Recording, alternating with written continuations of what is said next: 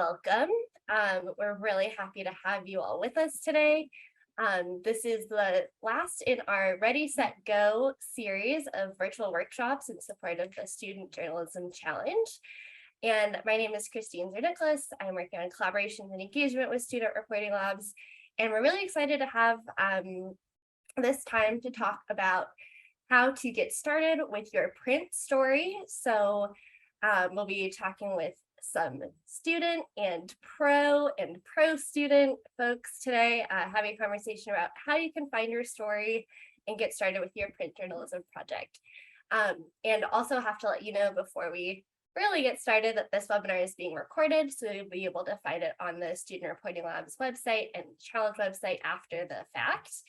And we'll have just a quick presentation from Leah Clapman, the Executive Director of Student Reporting Labs, and then dig into a conversation with our guests. So Leah, over to you. Thanks so much, Christine. And I'm so excited for this conversation. And to quickly, just as a background of what Student Reporting Labs is, it started in 2009, and really we are a journalism training program and storytelling focused youth media organization where we help teachers start programs in their schools, and then we support students to tell important stories in really wonderful ways. So that's what Student Reporting Labs is. And the Youth Media Challenge for us is something new where it's a contest, but it aligns with all of the Student Reporting Labs goals, which are really to support students through these really sometimes hard and challenging experiences of telling important stories, but they have a huge payoff at the end. And it's really wonderful to see students be able to tell a story that's really important to them. And I'm really excited for this conversation because I think it'll really help you, the students who are starting the Student Journalism Challenge, to figure out what stories you want to tell. And then for Student Reporting Labs perspective, to amplify those voices and those stories. So we're really excited to work with wonderful partners who, including the public broadcasting system and local PBS stations, who will be a part of celebrating all of the students' stories who get to a certain level in our contest. And that includes the print stories, which could be amplified on local print, local web, and then also the local PBS stations publishing on their website. So that's really exciting. The Student Journalism Challenge is going to take submissions all the way through October and November and into December. December 2nd is the deadline. It's for students who are 13 to 18 years old. And as you are here for the print version of our webinar, there are formats that include video and audio. So share it with your friends, share it with teachers, with librarians, with parents, because this is an opportunity for all students to express themselves in the way that they feel the most comfortable, and that even if you want to try something new, this is another opportunity to do that. So let's get started. Christine, I'm going to toss it back to you to introduce our phenomenal speakers, and let's hear about how to make a print story that is truly spectacular. Thanks so much, Leah. So we're super excited to have two wonderful speakers with us today. So we have Bridgette Adu-Wadier and Beena Raghavendran. And so to start out, can we do just some quick introductions? So Bridgette, you want to start out, just introduce yourself a little bit, talk about kind of where you're coming from and the type of work you've done before. Yeah, so hello everyone. Thanks for coming. I'm Bridgette Adu-Wadier. I am a student at Northwestern in their journalism program, and I'm also an SRL alum. I did a lot of work with rapid responses and other like video journalism projects, you know, from Leah and the other youth media producers. So I'm kind of, someone with closer closer proximity to the experience of a youth journalist in these days. So Thanks so much, Bridgette. Beena? Hi, everybody. My name is Beena. It's great to be here. So I work on the newsroom development and support team at the New York Times, where I am an editor who focuses on digital storytelling and training journalists around the newsroom. So my team does a lot of different work, but mostly focused around training and culture change here at the Times. So that ranges from introducing new digital tools to the newsroom all the way to thinking about community engagement and diverse audiences and how to do outreach to invite communities to participate in our reporting.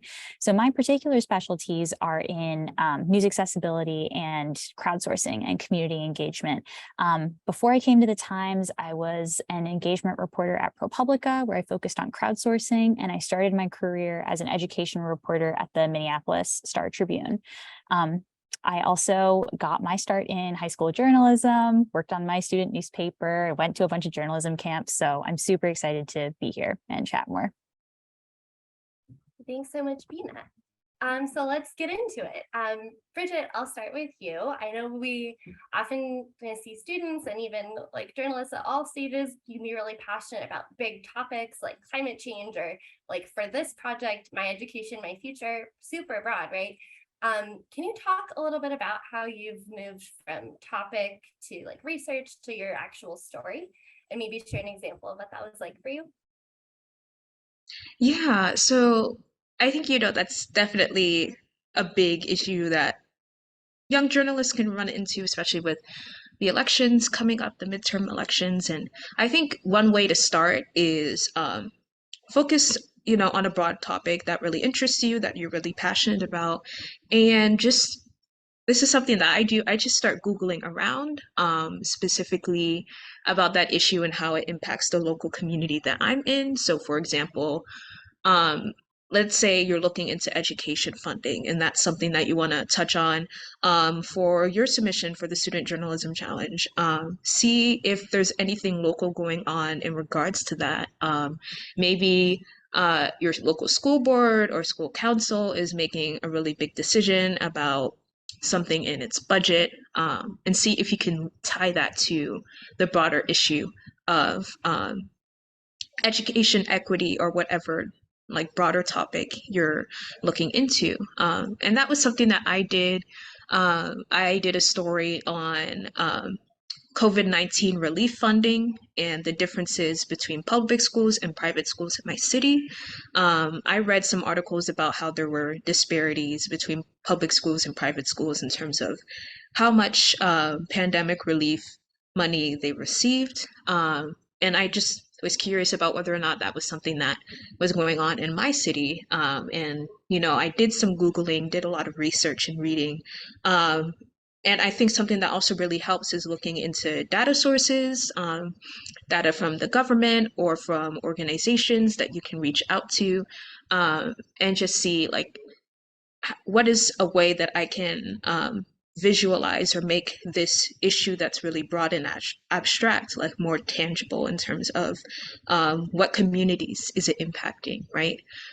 So I got in touch with federal data, like from the COVID-19 funding, and I was able to see like which specific schools in my area, like how much specific money in dollars did they get compared to another school further away from where I lived.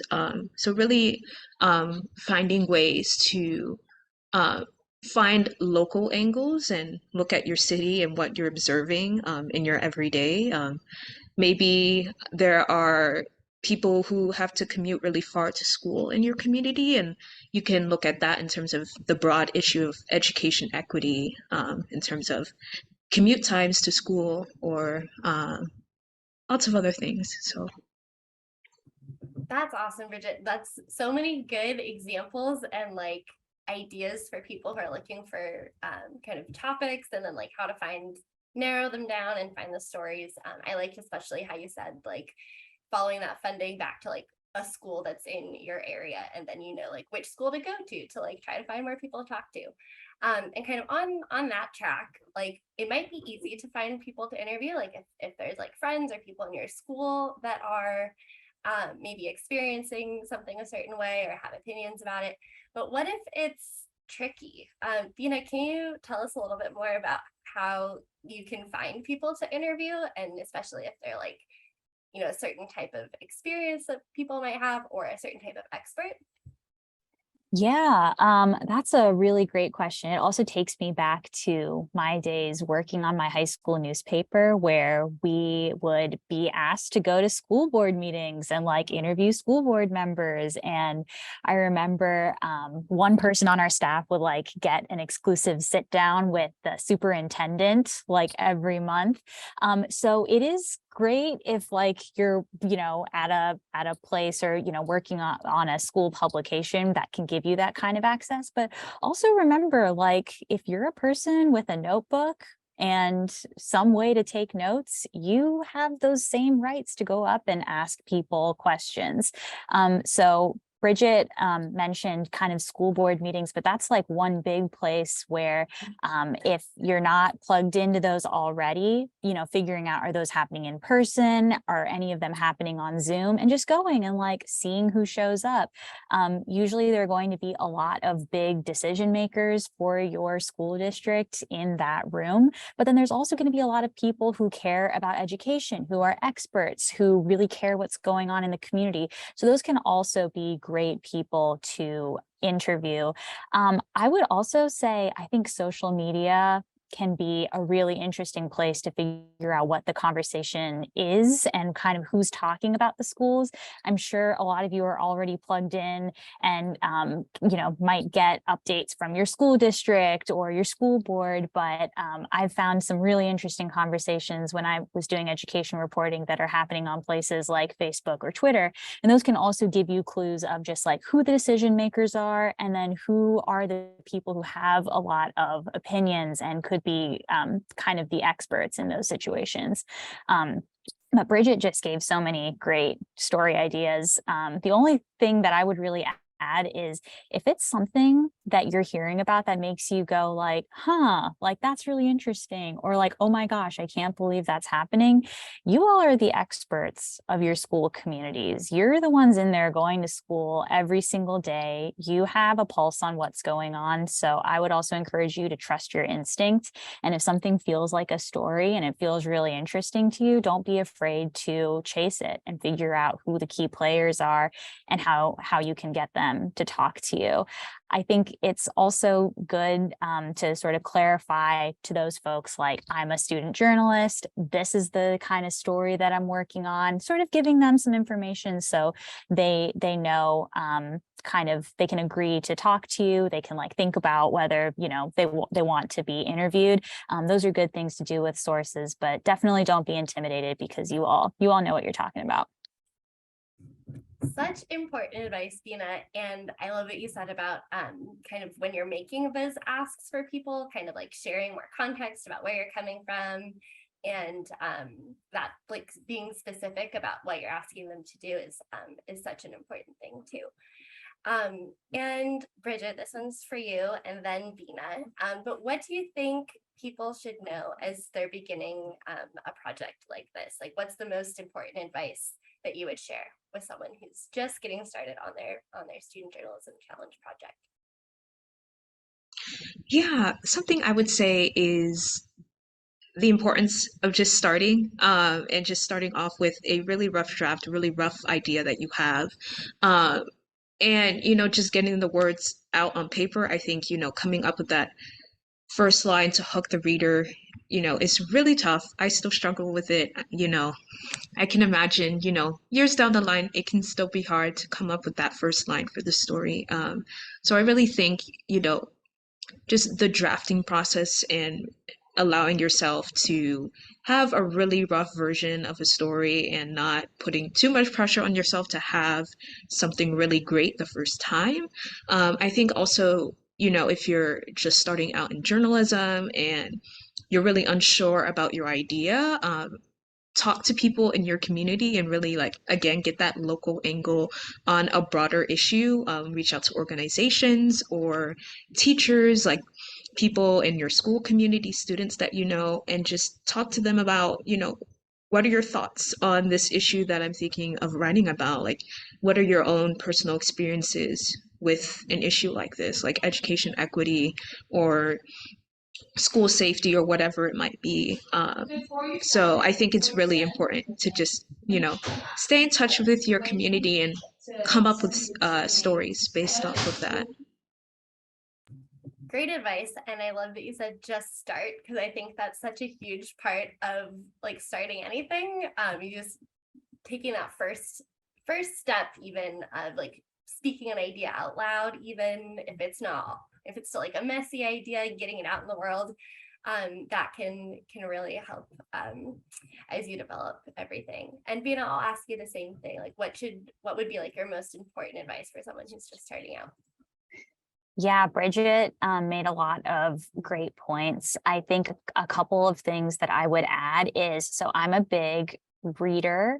And if any of you are as well, in addition to just starting, I really love to look back through agendas of other school board meetings and like stuff that's happened in the past, just to also give myself some context and kind of catch myself up to what's been going on, what people have been talking about. That always gives me some confidence to then go in and be like, okay, like I have the full picture. So that's one thing I would recommend.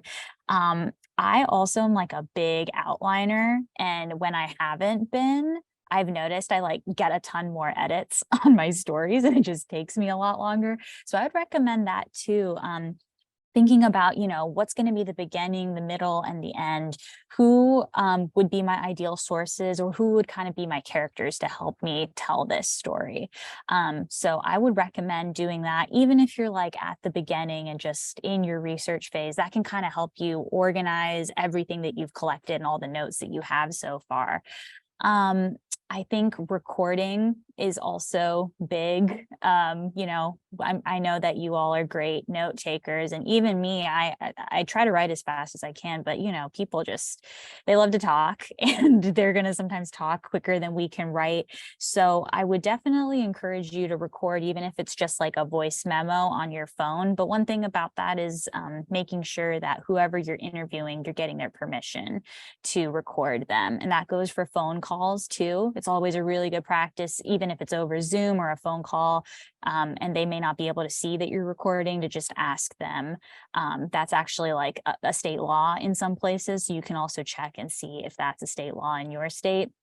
And then also, just like letting folks know, in this case, I'm doing this piece for a student journalism challenge, and kind of giving them even some context around what you're reporting on, what your piece is on, and really asking them for permission before you record them and take their notes and interview them for the story is a really good thing to do too.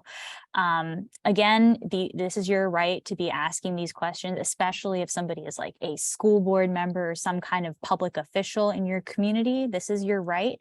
And just there are some really good resources out there that I think maybe we can drop in the chat or make publicly available, where you can check your exact state laws and rights around being a student journalist. But it's an exciting time, and it's a fun time to just get started and be in that early phase of reporting.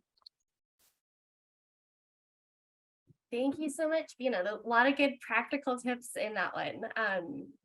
Just here taking notes about the notes, and especially for this one too, what you said about like outlining and also like editing. Bridgette, to your point, the word count for this project is 500 words. It's not a lot of space, so definitely I think more time spent editing and like really making sure you can fit everything that you're trying to say in that short amount of word count is definitely going to be important for people who are working on these projects. And Bridgette, this next question's for you. I know Beena was talking a little bit about just the way that like student journalists have rights just like any other journalist, but there are some unique challenges when you're a student journalist, just especially if you're reporting on something that's happening within your school government or like school board, or like anything where there's like power involved. It can feel a little extra challenging if you're a student. So I wonder if you could talk about kind of what's been important for you as you've navigated through like bureaucracy or like animosity or other types of challenges as you've been doing your reporting, and kind of what would you share as advice for someone else? Yeah, this is, it can be really tough and discouraging, first of all, being a student and trying to report on these issues. That's definitely how I felt when I was in high school, just a sense of frustration. And then also, um, trying to step into this journalistic role and tell these stories, but also feeling like you're just a student and you're not really taken seriously as like a professional. But I think, one of the most important things for me was just persistence, and the importance of following up. And if, a public official or someone in a higher up position like does not want to talk to you for whatever reason, um, let's say it's a school board member, see if you can find a different school board member, just continue down the list. That was just something that, I would end up doing a lot. Just having backup plans of other people that I would have to contact, and just knowing that, you know, when it comes to interacting with public officials, like people in power in these situations, you know, you should have access to this information. Like someone should be able and willing to talk to you about this. And, like just getting over those hurdles and getting over the challenges, it really does say a lot about just your public officials and the education system going on, and just the accessibility of information. I think navigating these spaces of authority can be really challenging, but just the importance of persisting and sending follow-up emails and follow-up phone calls, and knowing that you do have a right, one as a student, but also as a journalist, to have access to this information. And then also in many ways, you're holding your public officials accountable. You're, making sure that, there are some people who are paying attention to these things. And, especially as a student, like that level of accountability, like these are decisions that I'm asking you about, but I'm also being affected by those things, right? So, yeah, I think, that's really, really important, and knowing that you do have power. So, Yeah, those are all super important points. Beena, any kind of thing to add on that tack? I know it's been a while since you've been a student journalist. Oh no, I think Bridget really covered it all. I do remember, yeah, also like that frustration of not having emails back, or not making contact with some folks. But I totally echo Bridget's advice of just, keep persisting, keep trying. It's your right. And also, don't be afraid to have a little fun too. That was one thing that I loved about being a student journalist, was just you get to try a bunch of different things and just see what feels fun, see what sticks. I think that even in the process of writing a story, a text story, you can just have so much fun with thinking about your lead, thinking about what kind of details and descriptions that you want to add, how you want to tell your story. So that was something that I really, really loved and kind of treasured about being a student journalist, is you just get to experiment and also have a good time. So I would just add, don't forget the fun part in it too. Excellent and very important advice. So thank you for sharing that, Beena. Also, okay, throughout this entire process, there's lots of like room for error, especially if you're new to this or learning kind of how this whole process works. Kind of based on your experiences, is there anything that students should like definitely avoid? Maybe a mistake you've encountered or like seen someone else make, or that has like, what would you recommend that folks definitely avoid as they're starting out? Bridget, you want to take this one? yeah, definitely. I think, since, as, student journalist, I'm still having those opportunities of learning and, mistakes and everything. And I think, when I was starting out, something that, like I would run into a lot is just, like my editor would catch a lot of spelling mistakes, or just having to go back and fact check things and really make sure that everything is verified. Respecting the word count, and knowing it is 500 words, and there are ways that you can say everything that you want to say within those 500 words, usually. So yeah, just definitely avoid just not proofreading, like really go through and take your time with the edits, and know that the first draft is not what you're going to end up turning in. Like, the first draft is definitely not the end all be all. I think, knowing that this is a very like continuous process, it's a very fluid process, like you're going to go back and forth between edits, between different versions. You might have to rewrite certain things. So I think, you should avoid the impatience, and, just have a lot of patience and grace for yourself, especially if you are doing this for the first time, like a journalism project. Really, allow yourself the time and the energy to have someone else look at it, go through and fact check.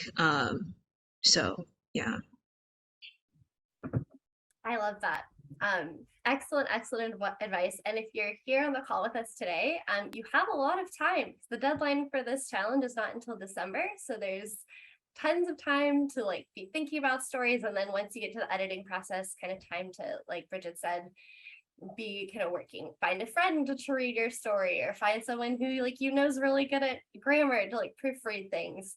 And as you mentioned too, like that really important fact checking component too. Like if you say that there's like, oh, I don't know, 50 people in the room, like count them, make sure that you know that how many people are actually there, and figure out like the ways to verify that everything that you're sharing in your story is true. And let's see. Okay, I think I did want to ask a little bit about like, okay, so we're talking about like the editing process, and Beena, you had mentioned a little bit about like having a beginning and the middle and the end. What's like some advice for like starting with the writing process? And of course, like a lead is really important in print journalism.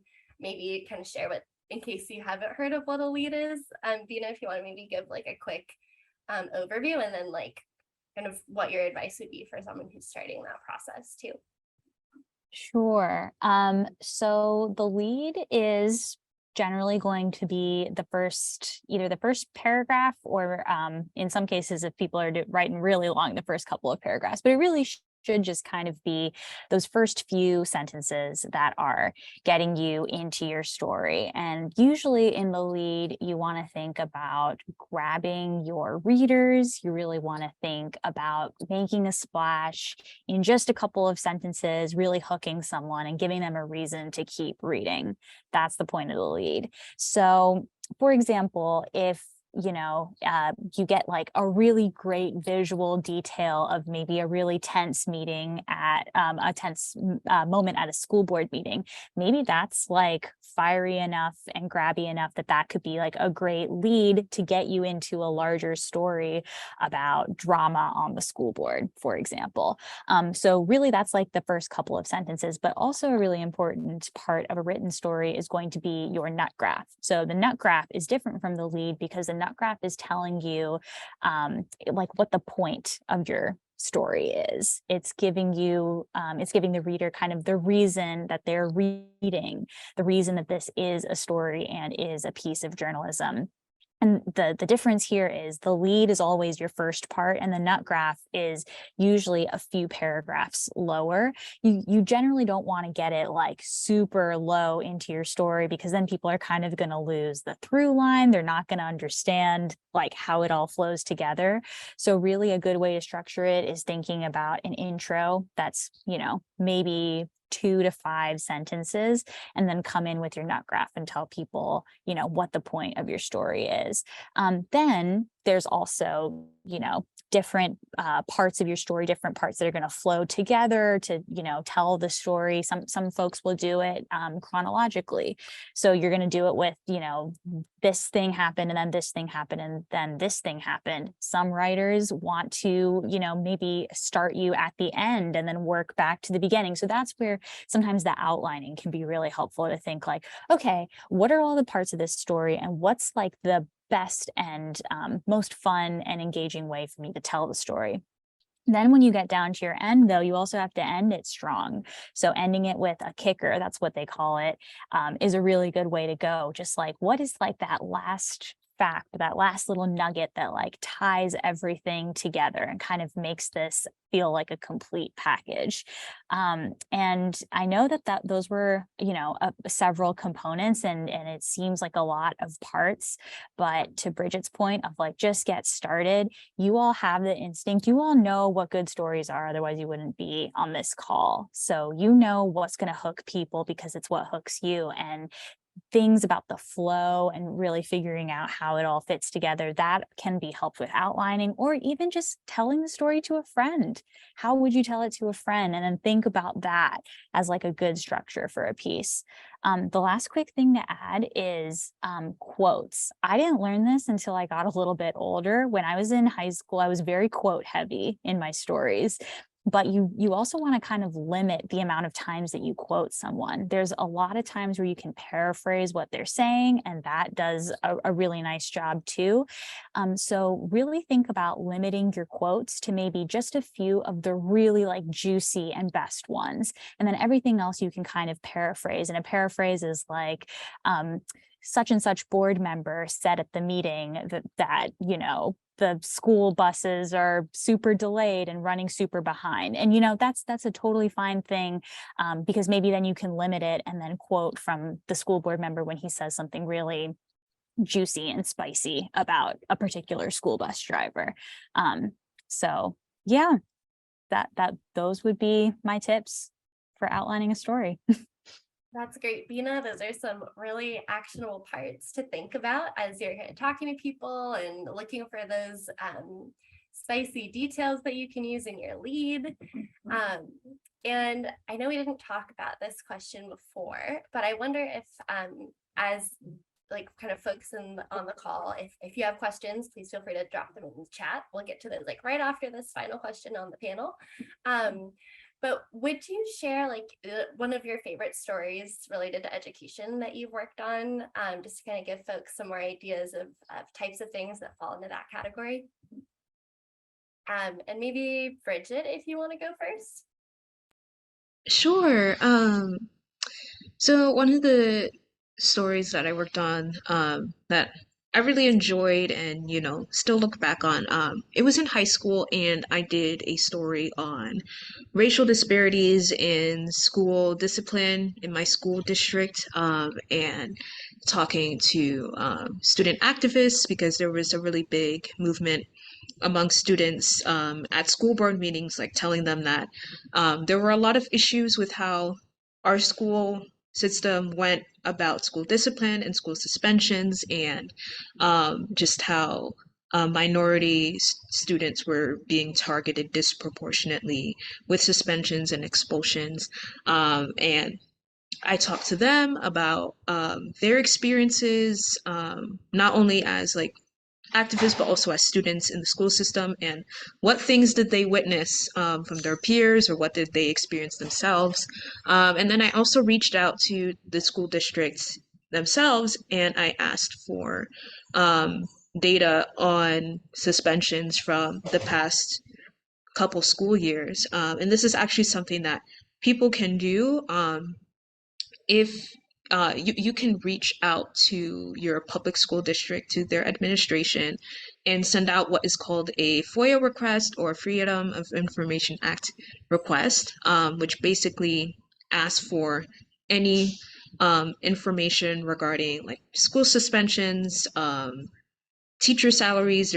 There's some really good information, really interesting information that you can find for stories if you send out a FOIA request, because a lot of the information that your public school district has is publicly available since you're a taxpayer and you pay into that public school system.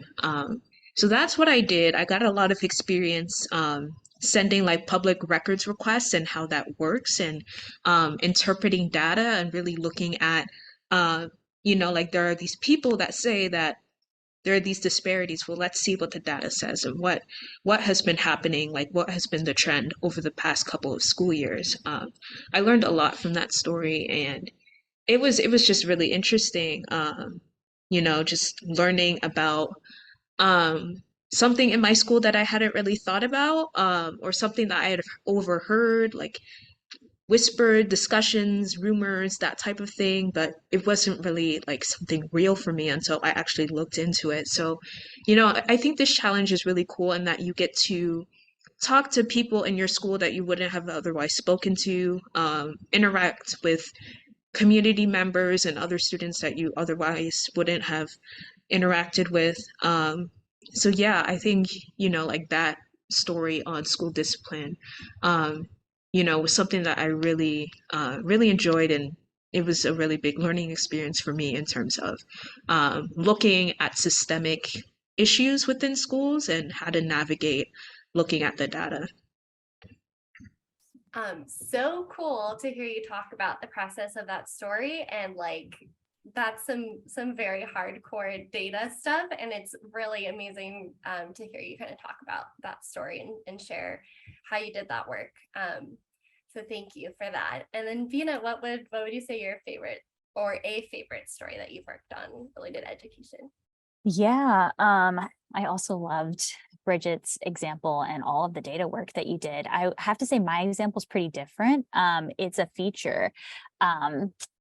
So when I was working in Minneapolis and covering the school district there, it came, well, okay, so like the broader picture and the things that I was really interested in covering were, similarly, a lot of like the racial disparities in the district, and also the differences between schools in different parts of the town. So schools in the more north part of Minneapolis were like very different from schools in the south part of Minneapolis. The schools in the south, generally the kids were from more affluent families, and in the north, the areas were, I think, more concentrated with people on kids on free and reduced lunch. So there were some differences between the schools, and particularly just like the populations that the different schools drew. And I really wanted to figure out a way to tell that story without telling the story of the disparities, because I would write those things around, test scores coming out or different kinds of data analyses that would sort of come on my radar. And so I learned that two of the schools, one in the north and one in the south, had decided to collaborate on a dance performance that was going to kind of be unveiled at one of the really big theaters in Minneapolis. And I was like, oh, that's kind of interesting, because, these are kids who really live in like different parts of town. They have grown up in completely different neighborhoods. They truly may not have ever had an opportunity to meet and get to know each other if it wasn't for this collaboration. And the collaboration was like pretty intense too, because the schools were so far away, it was like a lot of like transportation to get the kids in the same place to rehearse the dances together. But I heard about this and was able to follow the students and the teachers for like a few months as they rehearsed and like got to know each other. And then finally, I was there when they performed the whole show. And that was just a really cool moment for me, I think, as a reporter, to get to know some people in the community, to really see students working with each other, meeting people who are coming from, different parts of town, who are coming from different schools. And it was a really fun writing challenge for me because I ended up telling it as more of like a narrative story rather than kind of a traditional hard-hitting journalism story, and tried out a lot of different things to kind of weave the story together and sort of tell the beauty of not only the performance, but like of like connection and community and people coming together. And it like ran in our features section. It had like beautiful photos with it. So that was a really special one for me, just because I felt like I really got to know that community and my community a lot better through that process. So it was fun. I love that. And it's cool to think about how many different ways there are to tell these education stories and how many different types of education stories there are. Because like students experiencing such a range of perspective, educators like experiencing so many things, families, like it's really all connected, and there's so many ways you can go with it. So it's great to hear those two really different, but both so cool, like examples to get people thinking. We're also going to be doing some one-on-one like time if people are interested in that. So I'm going to drop my email address in the chat here, and if you or your students, there's a couple of educators on this call too, have like just want to talk to someone for like 10-15 minutes, send me an email and we can find a time to talk about your idea or your students' ideas, and we can go from there too. We're also going to be having a second set of these workshops in November, kind of focused more on that, like getting across the finish line, sort of like once you have a lot of components of your story, kind of how do you wrap it up, and a little bit of what we were talking about today, kind of those like pieces of how you put everything together into something really great, but kind of focused on that farther along end of the process. So we hope you'll join us for those as well. And we'll be sending out this recording along with links to everything that we've talked about in the chat in a follow-up email tomorrow. So look for that. And thank you so much to Beena and to Bridgette for being with us and sharing your excellent advice and all your perspectives with us today.